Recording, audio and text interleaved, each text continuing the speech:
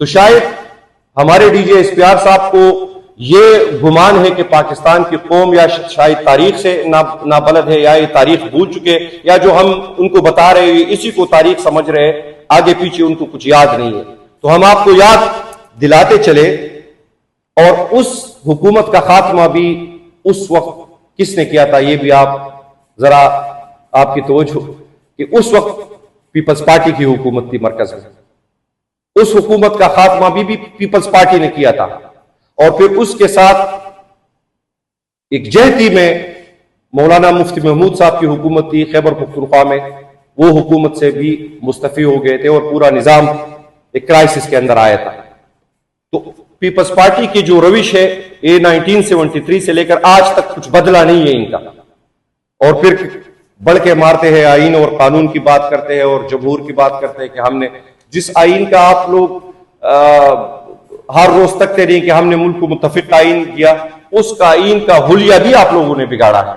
उस आईन को जिस तरह आप लोगों ने मार्शलाई आईन बना दिया है, इसका सेहरे भी आप लोगों के सर पे है। फिर जो बलूचिस्तान के अंदर इस वक्त मौजूदा सो कॉल्ड गवर्नमेंट है, यह बात मैं दावे से कह रहा हूं कि 2024 के इलेक्शन में बलूचिस्तान से 70 अरब रुपए बटोरा गया। इन्हीं मुक्तदरा की कुव्वतों ने, वहां कोई इलेक्शन नहीं हुआ, लोग घर में सोए हुए थे, उनको जगाया गया कि हमारे साथ रेट तय कर लो, आप इतने में जीत गए हैं और आए अपनी सीट संभाले।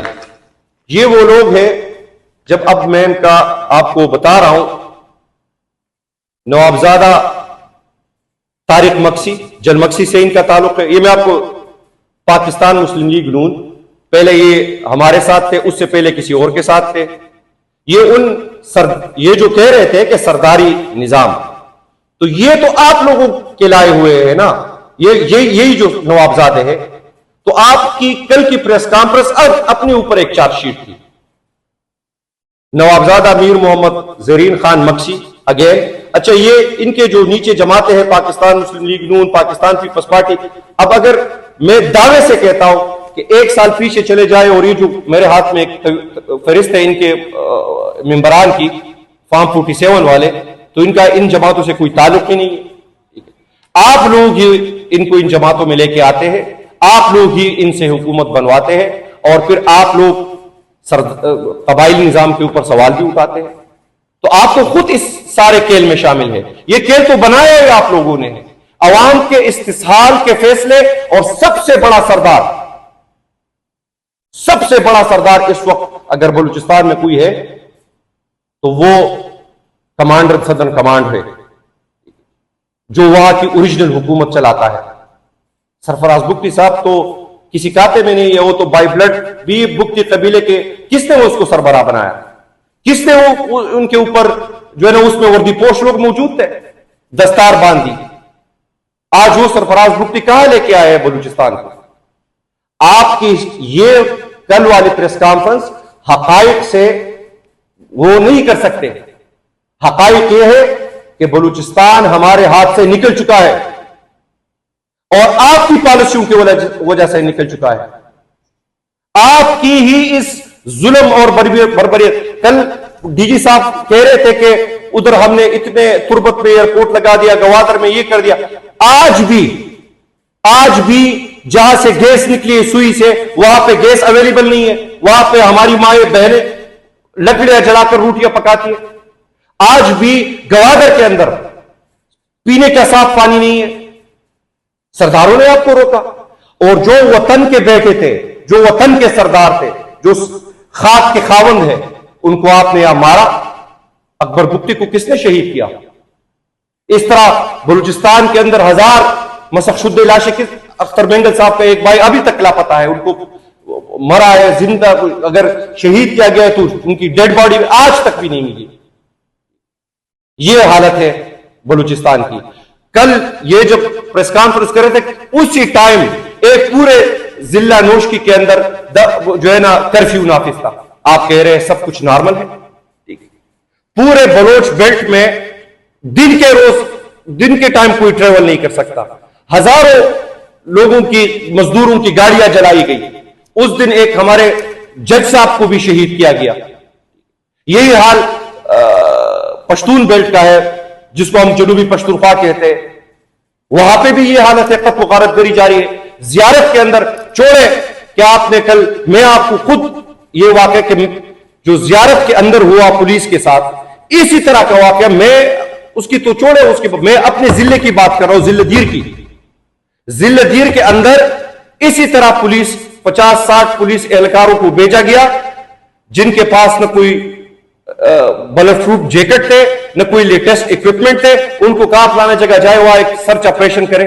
वो लोग गए, वापसी पे आकर कुछ दहशतगर्दों ने उनका मुहासिरा किया। उसमें 3 साथी शहीद हुए। 12 बजे ये ऑपरेशन स्टार्ट हुआ, 6 बजे तक वो मदद को पुकारते रहे। एक पूरी ब्रिगेड पड़ी हुई है दीर के अंदर, ठीक है। और मैं इसी तवज्जुह से अपने दीर के लोगों से भी गिला करता हूं कि जब वो अपने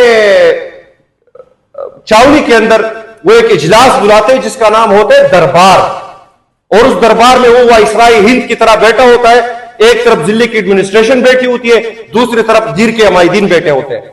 हाजी बताए आपका क्या मसला है, आपका क्या मसला है, और शाही फरमान उधर जारी कर रहे होते। किस हैसियत में, किस कैपेसिटी में, पता नहीं, कोई 17, 16, 18 किस ग्रेड का अफसर होगा।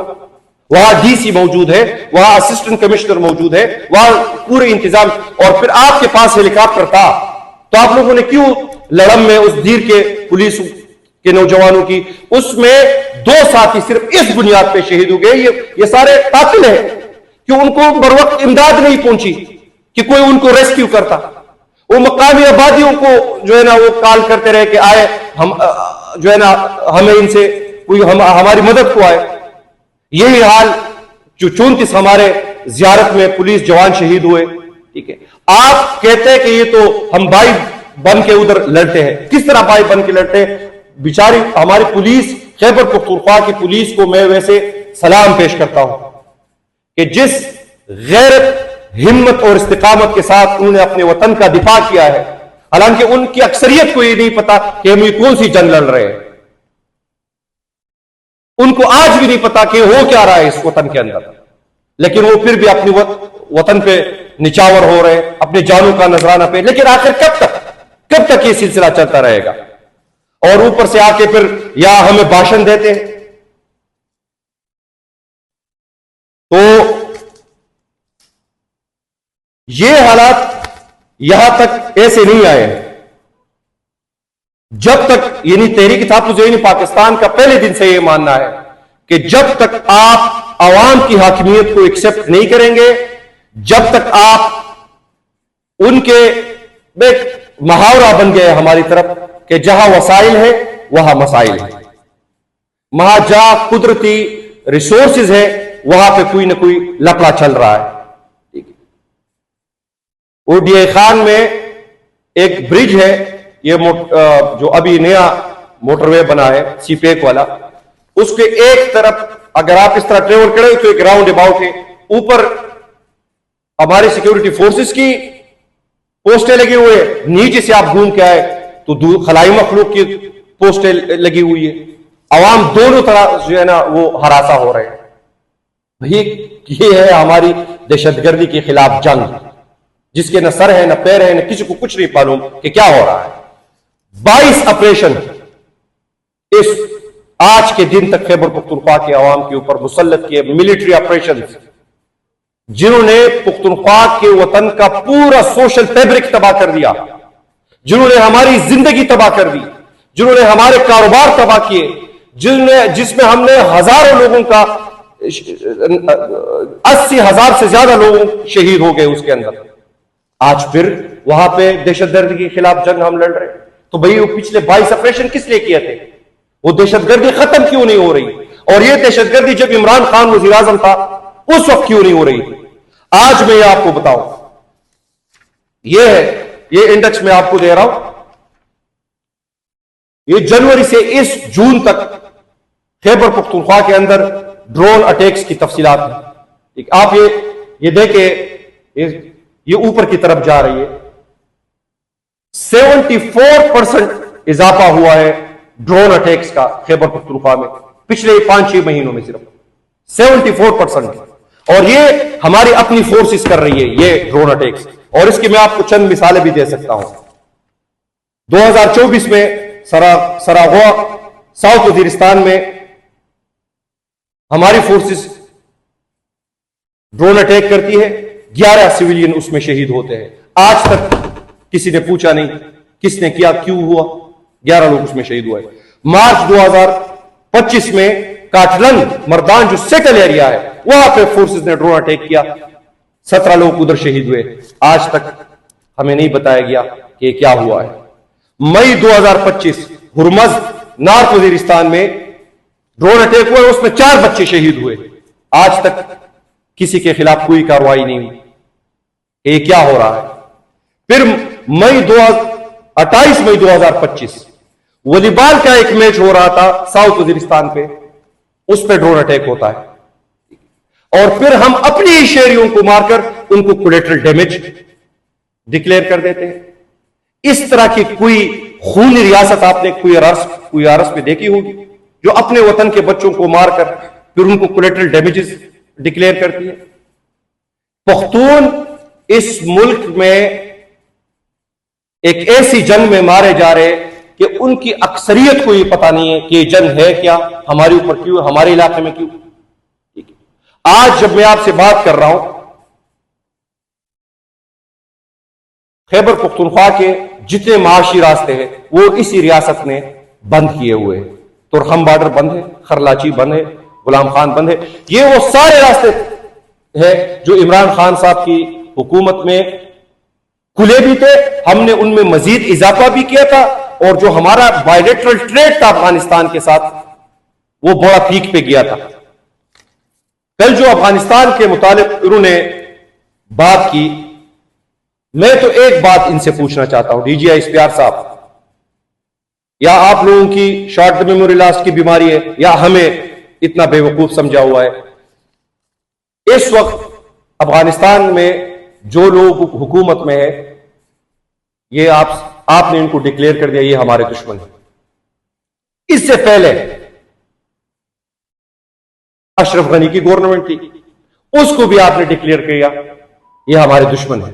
उससे पहले हामिद करजई साहब की गवर्नमेंट थी, उसको भी आपने डिक्लेयर किया ये हमारे दुश्मन है। उससे पहले अगर अफगानिस्तान के अंदर सोशलिस्ट आए वो आपके दुश्मन, कम्युनिस्ट आए वो आपके दुश्मन, डेमोक्रेट्स आए वो आपके दुश्मन, अभी तालिबान आए वो आपके दुश्मन। हमारा अफगानिस्तान के साथ कौन सी दुश्मनी का? हमारे अफगानिस्तान के साथ जो हमारे मुल्क का इलाके हैं खैबर पख्तूनख्वा के और पूरे पश्तून वतन के जो रिश्ता है उसकी एक अपनी तारीखी हिसियत है, जुग्राफियाई हिसियत है, ये खून के रिश्ते हैं। आप लोगों ने हमेशा अपनी नाकाम अफगान पॉलिसियों का मलबा खैबर पख्तूनख्वा के अवाम के ऊपर डाला, हमेशा डॉलरी जंगे हमारे ऊपर। आप लोगों ने इसी खित्ते के अंदर एक नई इकोनॉमी डेवलप की जिसका नाम है वार इकोनॉमी, कि जंगे लाओ, उससे पैसे कमाओ, फिर उससे कोई पापा जॉन्स के पिज़्ज़े खोलता है, कोई जजीरे खरीदता है। लेकिन मेरे खैबर पख्तूनख्वा के अवाम है और खासकर फाटा के अवाम, वो अभी तक जलील और ख्वार हो रहे हैं। वहां पे ना ये जो बातें हो रही है, बिलावल साहब कभी कभार कह जाते हैं कि गिलगित बल्तिस्तान के उसमें कि हम इसको सूबा बनाए। भाई आप कौन हो आप कि ये करेंगे? आपने ये जो मैंने आपको दिखाया है ये इनकी असलियत है। मैं तो नहीं कह रहा इनके, ये इनकी असलियत है। आप लोग एक दूसरे को खुद कह रहे, हम तो नहीं कह रहे। अब ये वाले हुक्मरान हमारे मुस्तकबिल के फैसले कर सकते हैं, ये सूबों के साथ छेड़छाड़ कर सकते हैं। भाई गिलगित बल्तिस्तान से लेकर कश्मीर तक ये इलाका डिस्प्यूटेड है, इसके ऊपर यूएन की रेजोल्यूशन मौजूद है, ये अमानतन पाकिस्तान के साथ है। आप क्या आपने आज जो मकबूजा कश्मीर की मैं बात कर रहा हूं, वैसे हमारा वाला भी मकबूजा बन गया है, ठीक है, कि जब आपने एक बयानिया बनाया कि हमने फाटा को मर्ज करना है खैबर पख्तूनख्वा के अंदर, आपके पास कोई तैयारी नहीं थी। लेकिन आप लोगों ने कहा बस ये, मुझे पाकिस्तान के एक अहम टॉप 3 के एक सियासतदान में मुझे बनफ्स नफीस कहा कि यही ख्वाहिश अमेरिका की भी थी। उनको बताया गया, ऑफिशियली बताया गया था किसका एजेंडा लेके चल रहे थे, फिर आपने जम कर दिया।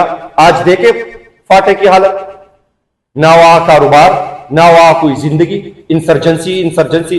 क्या हमने फाटा के लोगों के जो है ना किस्मत में सिर्फ ये मारदारी लिखी है, ये कत्ल गारतगरी लिखी है, ये ड्रोन अटैक्स लिखे, फिर उसके खिलाफ एक तहरीक निकलती है जिसको पश्तून तहफ़्फ़ुज़ मूवमेंट कहते हैं, खुदरो तहरीक। अगेन क्यों आपने वहां पे सियासत का कलम खुल्ला कर दिया? तो वहां नौजवानों ने अपनी आज उसी तहरीक के साथ फिर क्या किया, उसका कायद अंडरग्राउंड, उसके हजारों वर्कर्स जेलों के अंदर, और जो उनके साथ हुआ है वो बताने के लायक भी नहीं। हजारों नौजवान जो इस आपकी जंगी पॉलिसियों के खिलाफ निकले, उन्होंने या सोशल मीडिया पे कोई पोस्ट किया, वो सारे शेड्यूल 4 में डाले गए। आप फिर कहते हैं कि अच्छा, जो मजे की बात डीजे इश्तियाक साहब ने कहा कि आप पहले रियासत से वफादारी दिखाए फिर हुकूक की बात करें। भाई ये कौन सी रियासत है? ये कौन सी रियासत है जिसमें 78 साल बाद भी पश्तून, बलोच, महकूम मजलूम कौमें अपनी वफादारी के सर्टिफिकेट्स दिखाएंगी रियासत को? ये कौन सी रियासत है? 78 साल में आप लोगों ने जो उनके साथ किया, बजाय आप शर्मिंदा हो, बजाय आप उनसे माफी मांगे, आप उल्टा कह रहे वफादारी दिखाए। वफादारी अब आप दिखाएंगे। क्या आप वाकईतन पाकिस्तान के साथ मुखलिस है कि नहीं है? क्योंकि जो रास्ता आप लोगों ने चुना है, जो निजाम आप लोगों ने मुसल्लत किया है, उसने तो पाकिस्तान का ही हालत किया था। इस हालत को, इस पाकिस्तान को आज जिस हालत पे लेके आए हो, क्या इसका जिम्मेदार इमरान खान है? इमरान खान को, यानी आप देखें इस रियासत की मुनाफिकत कि इमरान खान को इसलिए जेल के अंदर डाल दिया गया, ठीक है, कि बाहर इसका मुकाबला नहीं कर सकेंगे, इसको जेल के अंदर डालो तो मामलात सेट हो जाएंगे। वो जेल के अंदर गया, ये उनके वकील बैठे हुए 3 साल उसने जिस गैरत के साथ जेल काटी, पाकिस्तान की कोई सियासतदान मुझे कि इस तरह की जेल किसी ने काटी हो। 3 साल जो उसके साथ आज के दिन तक सलूक रखा जा रहा है, ठीक है, बिलो द बेल्ट, इंतहाई शर्मनाक, इंतहाई गलीज, घटिया। और वो कौमी हीरो है, वो जोड़ लेके वो वजीर आजम है, वो कौमी हीरो है। आप उसको कभी वर्ल्ड कप की उसमें कोई इश्तिहारात है, उसकी तस्वीर को ब्लर करते हैं। क्या आप लोगों के दिल से निकाल दिया इमरान खान को? इमरान खान आज पाकिस्तान में मज़ाहिमत का सबसे बड़ा इश्तिगारा है। इमरान खान की वजह से आज पाकिस्तान में सियासत जिंदा है, और जो उसके खिलाफ केसेस बनाए गए, सारे पॉलिटिकल मोटिवेटेड फैब्रिकेटेड केसेस, आज तक कुछ साबित नहीं कर रहा। उसके ऊपर डिटेल में ये बात करेंगे, कुछ साबित नहीं कर पाए, एक भी चीज साबित नहीं कर पाए। उल्टा उसकी खानदान को फिर जेल में डाल दिया गया, फिर उसके भांजों को जेल में डाल दिया गया, और वो एक भांजे के ऊपर जो इल्जाम है, जो हमारा दोस्त भी है हसन नियाजी, कि मैं वो उसकी डिटेल में नहीं जाना चाहता, लेकिन अगर वही जुर्म है तो क्या पिछले दिनों में, ज्यादा दूर नहीं जाना चाहता, पिछले दिनों जो मौलाना फजलुर रहमान साहब के खिलाफ आप ही के लोगों ने जो एक प्रोपेगेंडा कैंपेन चलाई, क्या सियासतदानों के कपड़े अब आप उतारेंगे, उसके खिलाफ किसी के ऊपर कोई जुर्म नहीं होगा।